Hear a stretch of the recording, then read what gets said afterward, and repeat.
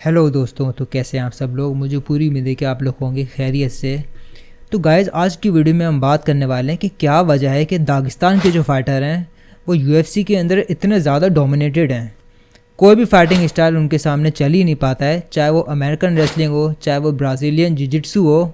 लेकिन जब वो दागिस्तान की रेसलिंग के सामने आते हैं, बिल्कुल बच्चे लगते हैं उसके सामने, लिटरली बच्चे लगते हैं, और वो कुछ भी नहीं कर पाते दागिस्तान के फाइटर्स के सामने।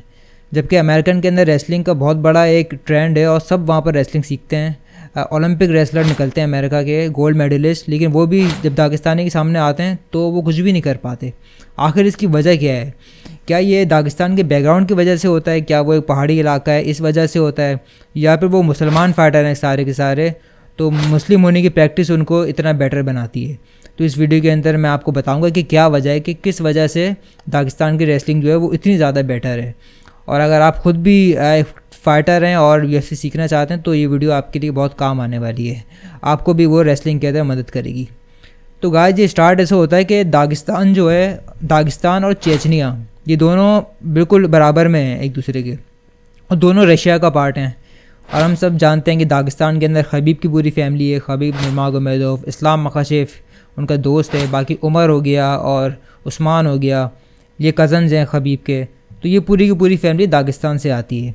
उसी के साथ है चेचनिया, जहाँ का है हमजा शिमाएव। और हमें पता है कि हमजा शिमाएव की रेसलिंग भी हमने सब ने देखा है कि वो लिटरली 1 मिनट के अंदर बड़े बड़े चैम्पियंस को सबमिट कर देता है।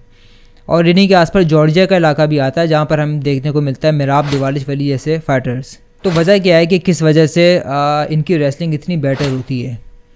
दागिस्तान और चेचनिया दोनों जो हैं ये फोर्सफुली रशिया ने अपने कब्ज़े में लिए थे। पहले ये इंडिपेंडेंट होते थे दोनों। तो जब रशिया ने जब वो टाइम चल रहा था कि रशिया इनको फोर्स कर रहा था और दागिस्तान और चेचनिया को, तो उस वक्त बहुत ज़्यादा जंग हो रही थी और वॉर्स हो रही थी। तो उस टाइम पे जो रशिया के और चेचनिया के लोग थे, उन्होंने अपने बेटों को ट्रेन करना शुरू कर दिया था रेसलिंग के लिए, क्योंकि हालात बहुत ख़राब थे और रशिया फोर्सफुली उनको अपने हिस्से में ले रहा था।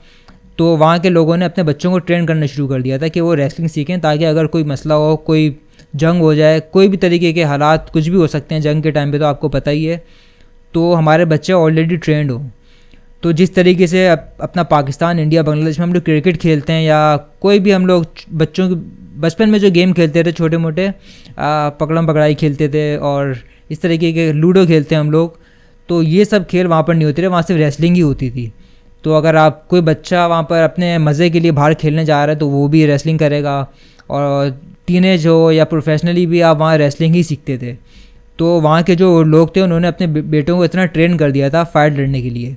और खबीब के जो फादर थे अब्दुल मनाफ, वो एक इंटरव्यू में बोल भी रहे थे कि मैं बाहर देखता था कि कोई भी जो खबीब की उम्र का मुझे लड़का मिलता था ना, और उसका वेट खबीब के बराबर हो, तो वो उसके लेके जिम में आ जाते थे और उससे खबीब की रेसलिंग करवाते थे। वो देखना चाहते थे कि खबीब पूरे दागिस्तान के अंदर सबको हरा रहा हो। तो वो इस तरह मोटिवेटेड होते थे अपने बच्चों को ट्रेन करने के लिए। और इसी दौरान दागिस्तान और चेचनिया दोनों ही रशिया के रूल से बिल्कुल भी वो एक्सेप्ट नहीं कर रहे थे रशिया के रूल्स को। तो उन रूल्स के ख़िलाफ़ भी उन्होंने काफ़ी जंगें लड़ी हैं, दोनों चेचनिया ने भी और दागिस्तान ने भी। तो उस दौरान भी काफ़ी बुरे हालात थे दोनों चेचनिया और दागिस्तान के। तो उस वक्त भी इनको अपने बेटों को ट्रेन करना पड़ता था, खुद भी ट्रेन होना पड़ता था, और लाइफ स्टाइल इनको बिल्कुल भी ये मतलब पार्टी वगैरह नहीं करते, ऐसी चीज़ें नहीं करते थे, ताकि ये फिट रहें और हमेशा लड़ने के लिए तैयार रहें। और चेचनिया सिर्फ रशिया से नहीं लड़ा था, काफ़ी टाइम बाद चेचनिया की दागिस्तान से भी लड़ाई हुई है। एक ज़माने में आके चेचनिया चाह रहा था कि मैं दागिस्तान को अपने कब्ज़े में ले लूँ, तो दागिस्तान ने चेचनिया के ख़िलाफ़ भी काफ़ी जंगें लड़ी और लड़ाई करी है। तो आपस में जब ये लड़ रहे थे उस वक्त भी इनके हालात बड़े ख़राब थे। तो ये ऑलरेडी हमेशा ट्रेन करते रहते थे और कभी भी हार नहीं मानते थे। हम इनकी अगर आप हिस्ट्री में जाओगे ना चेचनिया और रशिया की, तो बहुत बड़े बड़े आपको वॉरियर्स मिलेंगे जिन्होंने सारी ज़िंदगी जंगें लड़ी हैं। दोनों लीडर थे और उन्होंने रूल करना सीखा है हमेशा से। तो वो अपने बच्चों को और अपनी पब्लिक को सिखाते भी यही थे कि वॉरियर बन के रहो और हमेशा ट्रेन करते रहो और रेसलिंग सीखो। तो उसके बाद रेसलिंग तो काफ़ी पॉपुलर हो ही चुकी थी दागिस्तान और चेचनिया दोनों में, क्योंकि वो उनकी पूरी हिस्ट्री रही है कि वो रेसलिंग सीखते हुए आ रहे थे। फिर जब खबीब यूएफसी में जाता है और यूएफसी का चैम्पियन बनता है, उसके बाद से एक अलग ही वहाँ पर लहर आती है। क्योंकि जब आप देखते हो ना कि कोई आपकी मुल्क का या आपके साथ रहने वाला कोई बंदा इतना आगे चला गया, उसने पूरी दुनिया में जाके सबको डोमिनेट कर दिया और उसने दागिस्तान का नाम रोशन कर दिया। सिमिलरली हमजा शिमाएव ने चेचनिया का नाम रोशन कर दिया। तो वहाँ पर एक अलग ही रेवोल्यूशन उठता है। वहाँ के सारे लोग मज़ीद रेसलिंग ट्रेन करने शुरू कर देते हैं। वो भी चाहते हैं कि हम लोग इस हालात से बाहर निकलें और दुनिया के टॉप लेवल पे जाके कुछ करें, हम भी UFC के फ़ाइटर बने।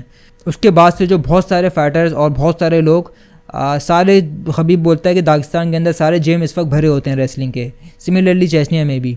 तो इस वक्त तो वहाँ लिटरली सारे के सारे लोग सारे टीनेज, सारे जो यंगस्टर्स हैं, सारे बच्चे वो रेसलिंग के लिए ट्रेनिंग कर रहे हैं। और उनकी रेसलिंग को कहा जाता है सैम्बू बाता है। तो वो रेसलिंग नहीं होती, वो थोड़ा सा डिफरेंट स्टाइल है। तो सैम्बू के सामने तो ना अमेरिकन रेसलिंग चलती है, ना ब्राज़ीलियन जिu-जित्सु चल पा रही है, अभी हम देख रहे हैं। और हम सब जानते हैं कि ये सारे के सारे मुस्लिम फाइटर्स हैं। तो ये चीज़ भी उनको बड़ा हेल्प करती है, क्योंकि आपको पता है कि जो मुसलमान होता है उसके रिलीजन में काफ़ी सारी चीज़ें हराम होती हैं, जैसे कि ड्रग यूज़ करना, शराब पीना। तो ये सब चीज़ें जब आप करते हो आपकी बॉडी पे काफ़ी अफेक्ट पड़ता है और आप उस तरीके से ट्रेन नहीं कर पाते।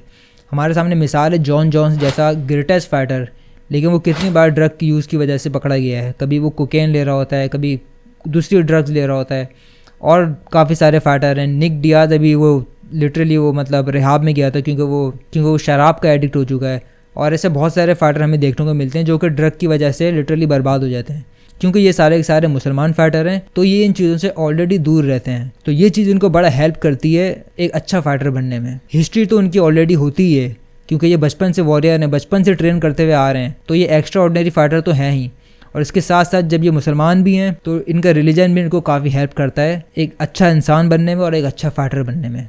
तो गाइस आप भी बताएं कि आप लोगों को क्यों लगता है कि क्या वजह हो सकती है कि इस्लाम, खबीब और हमजा शिमाएव जैसे फाइटर लिटरली डोमिनेट कर रहे हैं इस वक्त पूरी दुनिया में। वीडियो पसंद आई तो लाइक करें, शेयर करें और सब्सक्राइब ज़रूर करिएगा। Thank you so much.